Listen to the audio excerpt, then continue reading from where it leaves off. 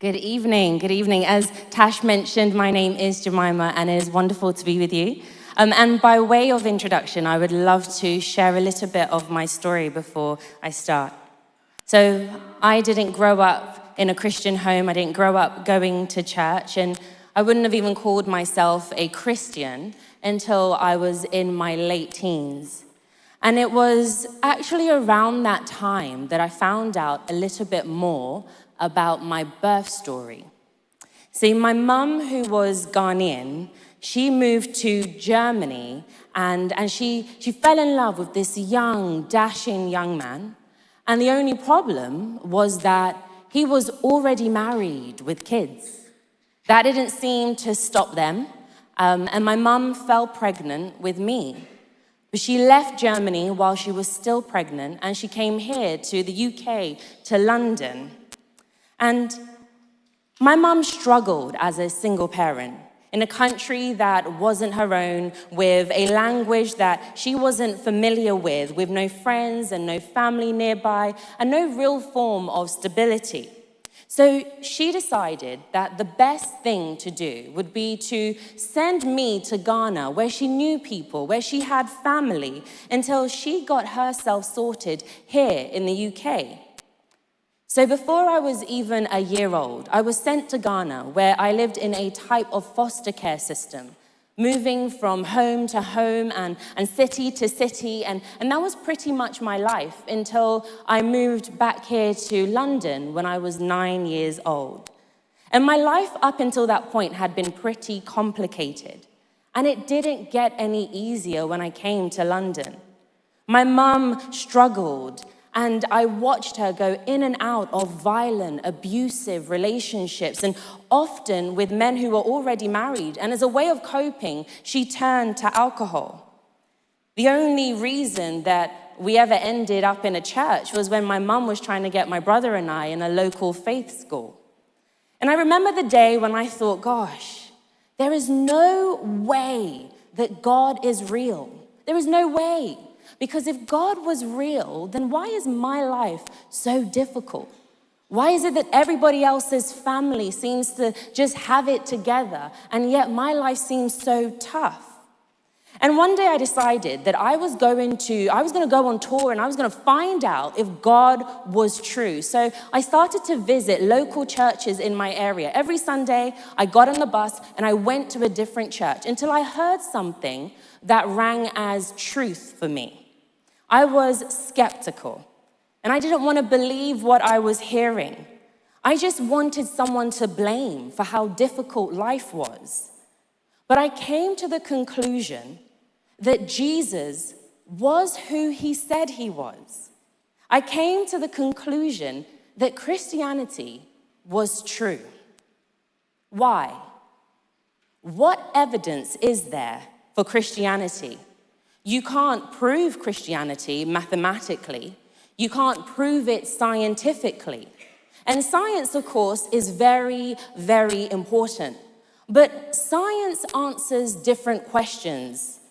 And questions about faith, science can't answer that. It can answer the when and the how, but it can't answer the who and the why. So let me use this visual aid for you. Here we have this wonderful cake. Now, supposing we sent this cake off to the top scientists in all the world, they would be able to tell you possibly what ingredients are in this cake. And they may be able to even tell you how it was made. They might even be able to work out when it was made. But what they wouldn't be able to tell you is who made this cake and why they made this cake. So actually, the answer is that I made this cake, and I got a little bit of help, of course. And the reason I made this cake is for this visual aid right now, but also because I plan to have a cup of tea after, and you can't have tea without cake. So that's the why.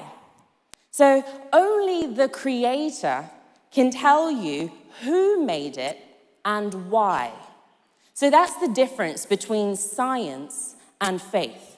Science is very important because it deals with these scientific questions, but equally, Faith is really important because it answers some very fundamental questions about life. And everyone has faith. An atheist has faith that there is no God because you can't prove that there is no God mathematically or scientifically. And those of us who believe in Jesus do so on the basis of evidence. So I would really struggle to be a Christian if there was no evidence at all and you just had to believe. I believe in Jesus because there is historical evidence. You know that historical evidence is evidence. Scientific evidence is not the only kind of evidence. A lawyer uses what we call historical evidence. Every time that a jury brings back a verdict, they're doing it on the basis of historical events that have happened, evidence of history, and every jury's decision is a step of faith. And similarly, when we make up our minds about Jesus, it is a step of faith. I came to believe in God because of Jesus. I think that the resurrection of Jesus strongly suggests that this world has a creator and that creator is to be seen through the lens of Jesus. And to me, that makes a lot of sense. You can't get to know someone unless they reveal themselves. No one can get to know you unless you reveal yourself to them. And if there is a God and he wanted to reveal himself to us, what would be the best way to do that? It seems logical that he would reveal himself in the way that we could understand him best, in a human being like us. So what is the evidence? What is the evidence that Jesus even existed? Some people might say, well, maybe Jesus wasn't even a real person. Maybe he's just fairy tale. But there is overwhelming historical evidence, and no serious historian would even debate that and suggest that he didn't even exist. And we know from evidence outside of the New Testament that Jesus existed, from historians like Tacitus and Suetonius. The first century Jewish historian Josephus wrote this about Jesus. He said, "There was about this time Jesus, a doer of wonderful works." And then he goes on to talk about the crucifixion of Jesus and his alleged resurrection. So there's this evidence outside of the New Testament. But most of our evidence comes from inside of the New Testament. Now, of course, the New Testament was written a long time ago. And people say, how do you know that what you have in this book can even be trusted? How do you know that it hasn't been changed over all the years? Well, the answer is we know because of a science called textual criticism. Essentially, the way that textual criticism works is like this. The more manuscripts you have, and the earlier that they are, the more you can be sure of what the original copy said. So, for example, Herodotus and Thucydides, they were both written in the 5th century BC. The earliest copies we have are from 900 AD. So there's a 1,300-year gap, and we only have 8 copies of each. Yet no classical scholar would debate their authenticity. Livy's Roman history, a 900-year gap, 20 copies. Caesar's Gallic War, a 950-year gap, 9 to 10 copies. Tacitus, a 1,000-year gap, 20 copies. And then we come to the New Testament, written between 40 and 100 AD. The earliest manuscript, 130 AD, with 5,309 manuscripts, with 10,000 Latin and 9,300 others. One of the greatest ever textual critics, F.J.A. Hort, said this: "In the variety and fullness of evidence of which it rests, the text of the New Testament stands absolutely and unapproachably alone amongst the ancient prose writing. And no secular scholar would disagree with that. So we know from the evidence outside of the New Testament and inside of the New Testament that Jesus existed. But who is he? We know he was fully human. We know he had a body, emotions, experiences. But many would say today, yes, he was a human being, and we know he existed, but maybe he was just a really good human teacher, a moral teacher. Maybe he was just a great religious leader, but no more than that. And to suggest that he was the Son of God, to suggest that he was God, well, that's just taking it a bit too far. So there are two parts to this argument. And the first part of the argument is, what did Jesus think about himself? Because if Jesus didn't think that he was God, then that's the end of the argument. And even if he did, the second part of the argument is, was he right? So what did Jesus say about himself? The first bit of the evidence here is in Jesus' teachings. And it's all centered around himself. Great religious teachers would often point away from themselves and say, don't look at me, look at God. Don't look at me, look up. But instead, when Jesus teaches about God, he says, look at me, come to me. Jesus said, I am the bread of life. If you want to satisfy your hunger, come to me. There's stuff in our lives that we don't like. I know that I have stuff in my life that I don't like. I have things and habits that I find myself quite addicted to, that I keep going back to. And Jesus says, but if the Son sets you free, so in essence, he's saying, if I set you free, you really are free. Then there's all the stuff that we carry with us. So worry, anxiety, fear, guilt. Jesus said, come to me, all you who are weary and burdened, and I will give you rest. He said, if you have seen me, then you have seen the face of God. Jesus said, I and the Father are one. And this is blasphemy in the eyes of the people that heard him at the time. So they even picked up stones to stone him when they heard him talking like this. So there were these direct claims that Jesus made about who he was, but he also made some indirect claims, like being able to forgive sins. He went up to people and he said, your sins are forgiven. And now, of course, you can forgive people. If someone has done something wrong to you, you can forgive them. But you wouldn't walk up to random people on the street who you don't know and say, your sins are forgiven. God does that. We don't do that. Forgiveness is at the heart of what Jesus came to do, to make forgiveness possible. It's at the heart of Christianity. And I think if you look at all the evidence, it's clear that Jesus did make that claim. It's an astonishing claim. But of course, a claim like that needs to be tested. And if you think about it, there are only three possible possibilities. Either it was true and Jesus knew perfectly well. So either it was not true and Jesus knew it was not true, but then that would make him a fraud. Or it was not true and he didn't realize that it wasn't true, and that would make him deluded, and therefore not a good idea to follow his lead. But it seems to me that the logical third explanation is that it was true.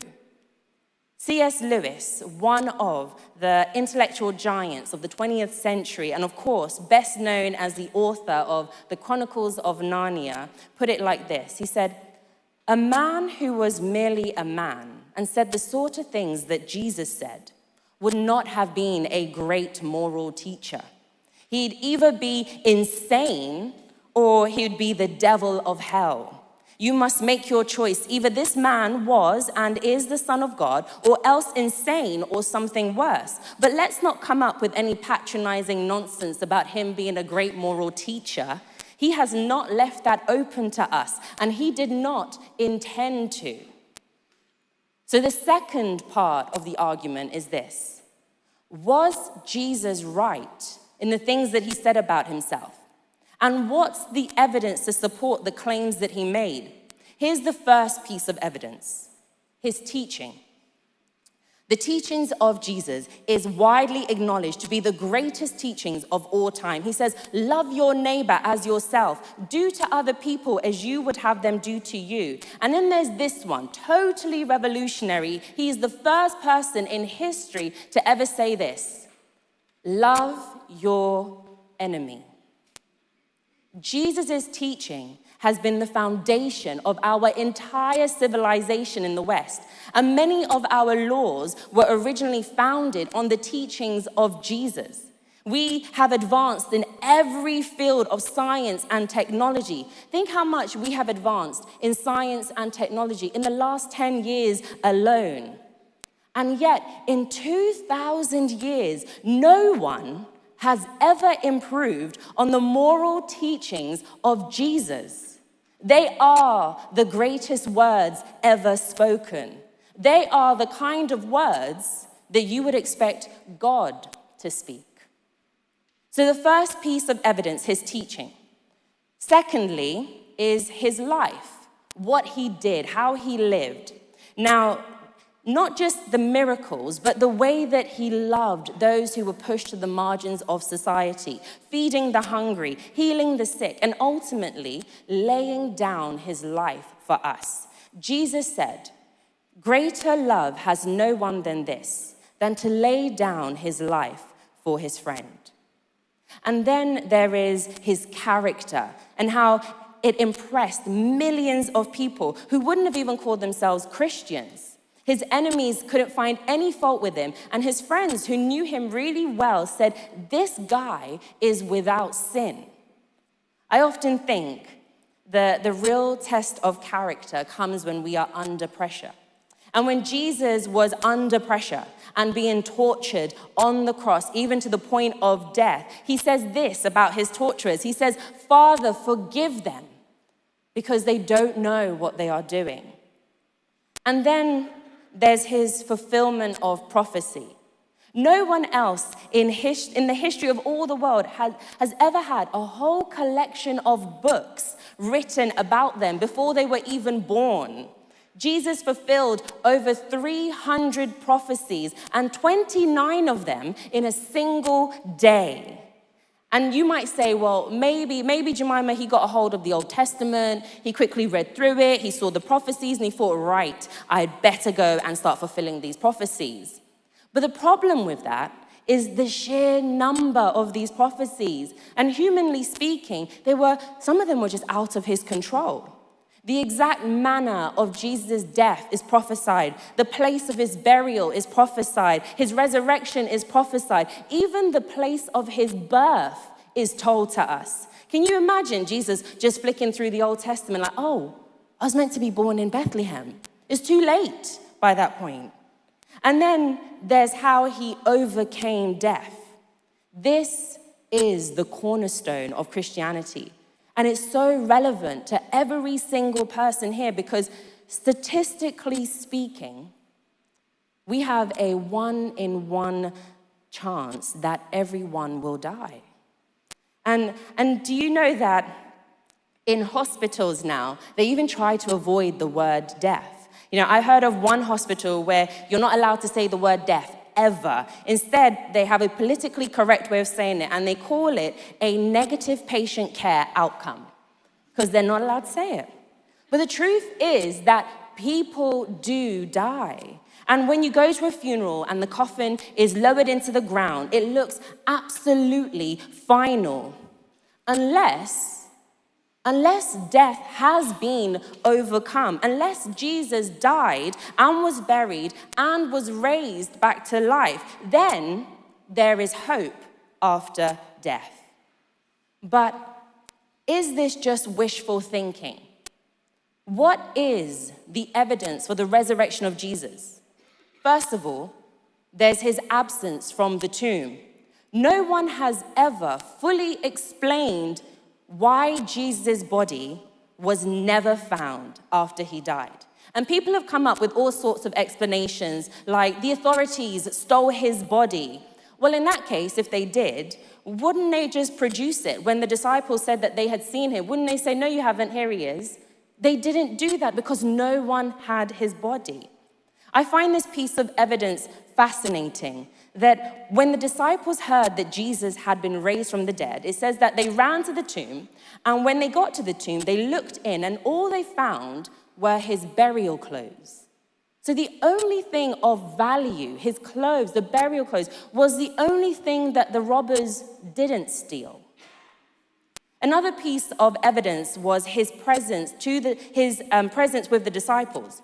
Jesus was seen on several occasions after his resurrection. And on one occasion, he was seen by more than 500 people at the same time.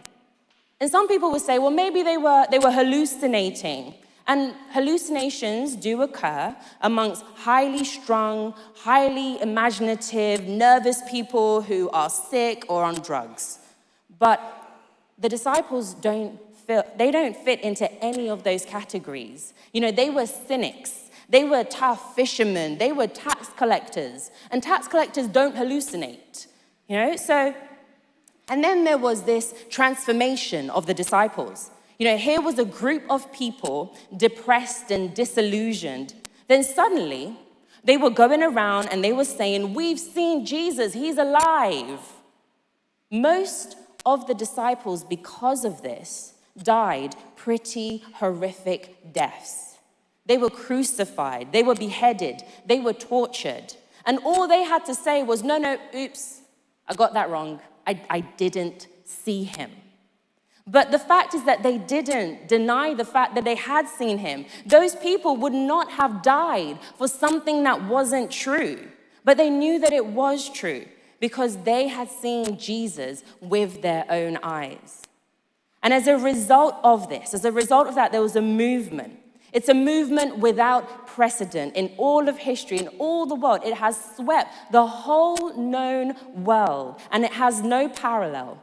Right now, today, there is over 2.3 billion Christians around the world of every ethnicity, every continent, every nationality, every economic, social, and intellectual background. And they all speak of this encounter with a risen Jesus. So when we look at what Jesus claimed about himself, the first part of the argument, it's clear that he did claim to be a man whose identity was God. Was he deluded? Was he a fraud? When we look at the evidence of his teachings and the things that he did in his life, his character, his fulfillment of prophecy, his resurrection, it seems to be illogical to say that he was deluded or to say that he was a fraud. But on the other hand, it provides the strongest possible supporting evidence that what Jesus said about himself was true. And that's how I came to the conclusion that Christianity is true.